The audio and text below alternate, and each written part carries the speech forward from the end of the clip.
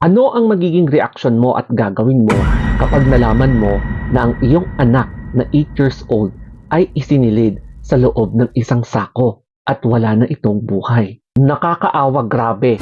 Kasi isang 8 years old na bata ang pinaslang at inilagay sa loob ng sako doon sa Rizal.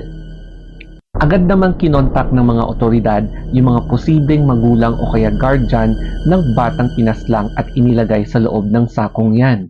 Dito na nga biglang nagulantang at kinumpirma ng isang nanay na kung saan hindi niya inaasahan na ganito talaga ang kapalaran ng kanyang anak. Sabi pa nga ng inay ng bata, "Anak ko, wala naman kami kagalit at hindi ka naman salbahe. Bakit ganon? Napakahayop ng taong pag-iisipan ka ng ganon. Mahal na mahal kita, ate. Huwag mong bigyan ng katahimikan ang gumawa sa'yo nun."